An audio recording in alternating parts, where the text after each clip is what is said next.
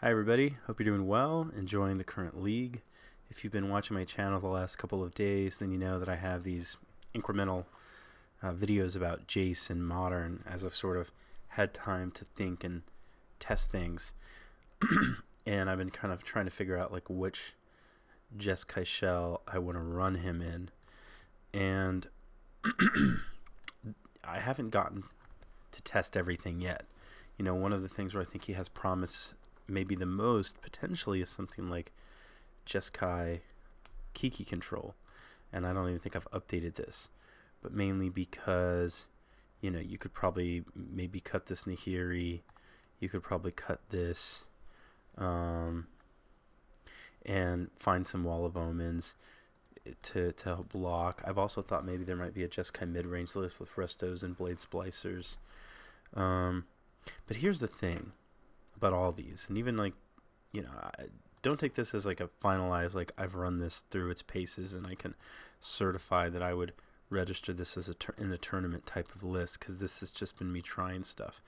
But here's what I figured out. Does putting Jace in this deck make it better? I think so. What you end up with is some synergy with your cards. So, you know, you can like clear a blocker with Geist of Saint Traft. You get to be a bit grindier. And overall, there's some synergy, and overall it's just a good card in the deck and it makes the deck better. But it doesn't fundamentally change the fabric of what the deck is, to the point that I am almost wondering, like, you know, maybe it actually is better to have one in the side, one in the main. That way you can really stay more focused on your game plan, because the reality in this kind of deck is when you play a Jace, if Jace isn't synergizing with Geist in that moment or something, you're kind of changing your plan now. Now you're on Jace plan. And that's not necessarily a bad thing, but this deck isn't as well equipped to, say, be on Jace plan as something else. So I was giving this some thought, kind of thinking like, okay, I think everything I've said, basically the summary of what I've just told you, I kind of had a conversation with myself and was letting my brain sort of wander and think about, you know, is Jace is good enough to build around. That's the first thing I thought. I was like, you know, he really is. He's much better. He's much more. I mean, it's fine if he's in your deck and it makes it better, but he's one of the most powerful cards ever printed in Magic the Gathering. And if you really want to push the envelope, so to speak, you really should be building around him. And I know that's not what a lot of my viewers probably are looking to do. And that's not what I was looking to do. But through this process, I couldn't help but get curious about it. Now, I don't know where I'm going to land in the long term with regards to Jace in Jeskai. But I wanted to start brewing. I just kind of had that, like, sort of thinking, like, what would make Jace good? And the first thing I thought was, well, if you can... Here's the thing that I noticed from playing Jace 2. Which is I moved into Esper, and I'm going to show you a weird brew. But I noticed that there are times when you're just not sure, like, can I play Jace? You're not really clearing a way for Jace. It can happen, you know, like Spell Queller into Jace can happen. But you're not, like, getting rid of cards they may have. You're not being 100% sure that you can play him to the board. But when your deck's full of discard spells, and you can go, you know, discard, get rid of everything that could threaten Jace, play a Jace, suddenly the game really opens up to be dominated by Jace the Mind Sculptor, because you've removed everything that threatens him, and now you're Jacing, you're brainstorming every turn, you're going to pull so incredibly far ahead, and if you already have a pre-full grip, then you can just start fate sealing your opponent and then just wait and see if they had anything in their hand, because you're not going to give them anything that you can't deal with. I mean, every time you fate seal, it's not like it just gets less and less likely they're going to be able to deal with the Jace that you have active, and you're going to incrementally move closer towards victory. So what I threw together here, this is what I want to share with you where I'm at with Jeskai and Esper. So that's kind of where I'm at with Jeskai for the moment. I think it's a nice addition. But with Esper, I've only played um, 4 or 5 matches with this so far, but it's been pretty impressive. I know Wrench Mine looks a bit weird, but here's the basic idea. Okay, you Inquisition or Thoughtseize. What really matters, you're just putting them down on card. You're just trying to destroy their hand. I had only one game where I went like Thoughtseize, Wrench, Esper Charm, Jace, and of course I won that game. But the idea is, oh, there's my son. I'll be right back. Okay, so the basic premise is you're trying to actively discard so that you can play Jace on turn 4. And the discard spells do some interesting things. They really actually slow the game down because you're kind of taking away your opponent's ability to advance their game plan.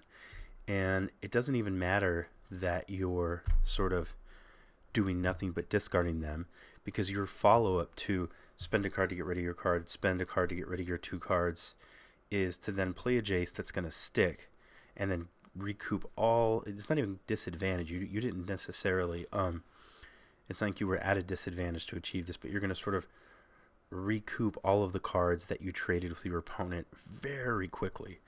And then Lingering Souls also just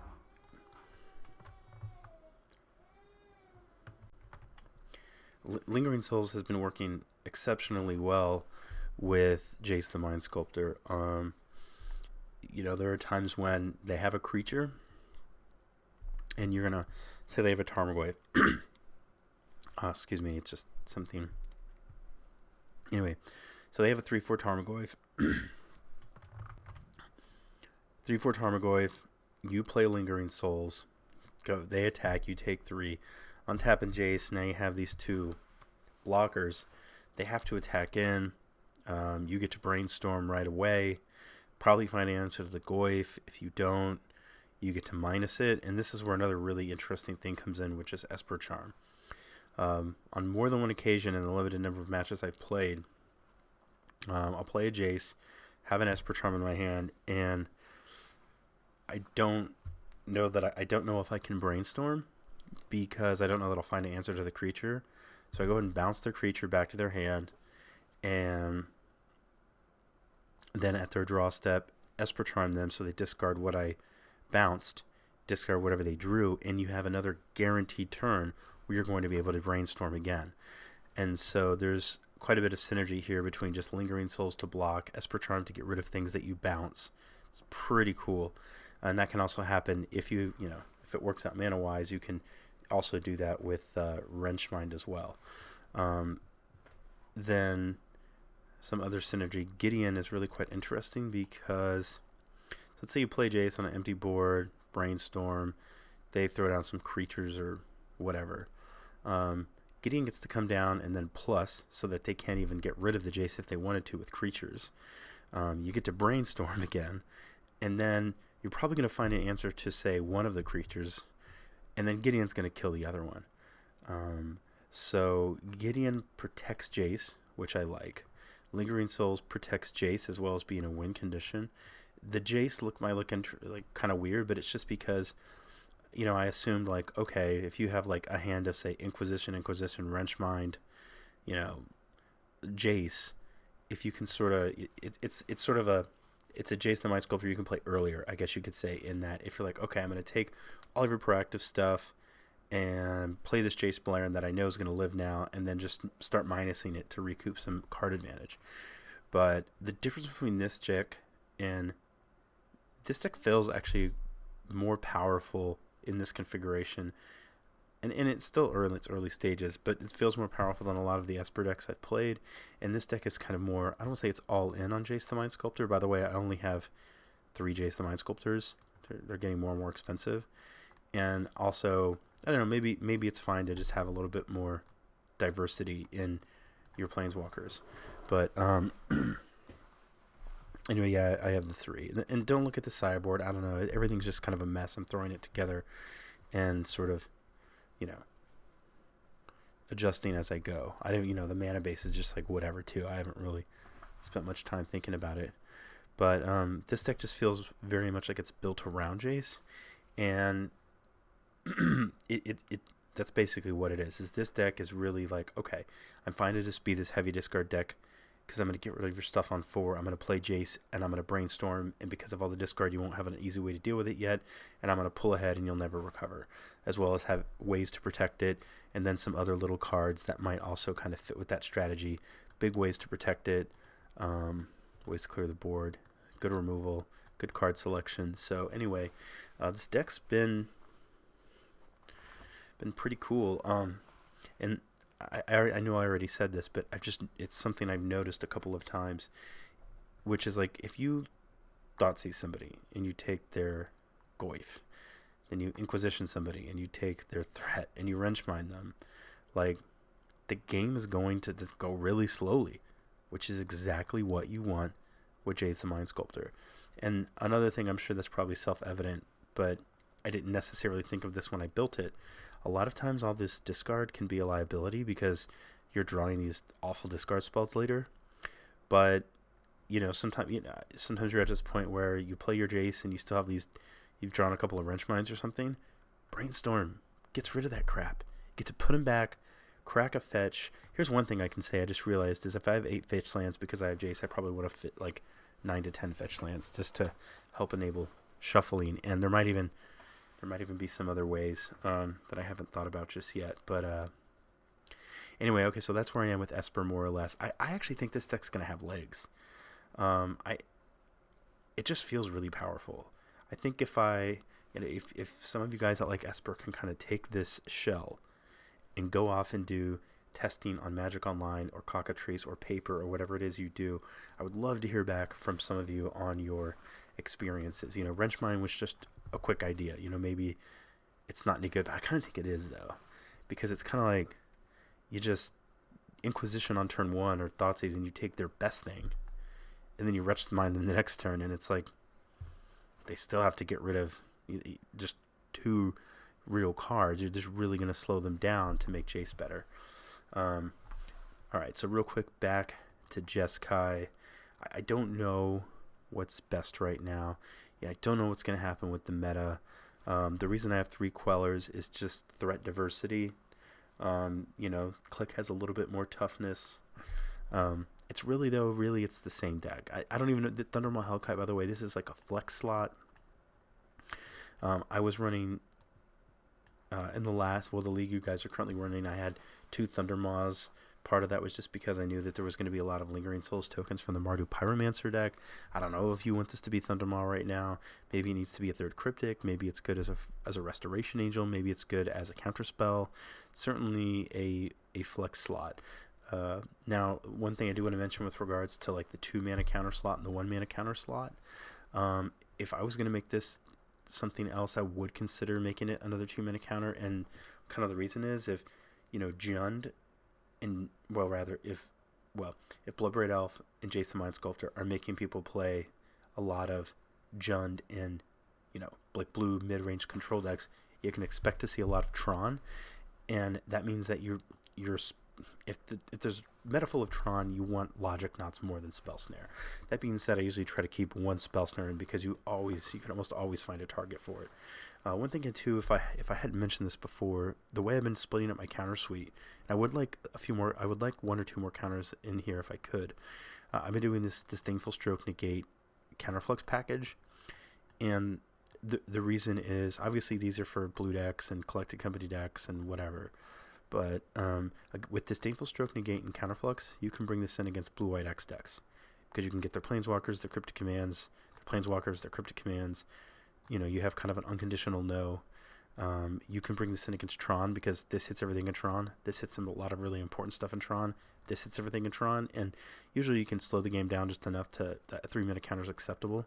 That's the exact same case versus Valakut decks. This is good. This is good. This is good. And then even against Storm, this is really good. This is insane. And this is probably going to be good enough too. So yeah, I'm really I like this little 3 package. In fact, for the moment, I think I'm going to kind of continue to run this, and then any additional counter spells like another Disdainful Stroke, another Negate. I actually, I see a lot of Tron. I might even go ahead and break down and do potentially one Ceremonious Rejection, because it's also good against Lantern if I think I'm going to play against that, but maybe Lantern's not good if it's a Jace format. We'll see. Anyway, okay, I think I've done enough sort of talking and all that. I just wanted to give you guys like a quick update. Where am I at now? And this is where I'm at now. So, yeah, I hope you guys can hear me okay. My son has been sleeping, just woke up. I didn't want to talk too loud. I don't have a Jeskai control list. I think if you want pure Jeskai control, there's probably better people out there other than me. But, yeah. Oh, one thing I haven't yet looked into, I don't think I have this in here. I just threw cards in here. This is not like done. But part of me was like, oh man, I just want to like remand into Blue Moon, into Jace, and win the game from there. I think this could be an interesting shell as well. Anyway, okay. Thank you very much for watching, guys. I'll get this video. It's 10:51 p.m. where I live. I'm going to immediately upload this video and get it posted so you guys can sort of keep up with me. All right. Thanks for watching as always, and I will talk to you guys soon. Bye for now.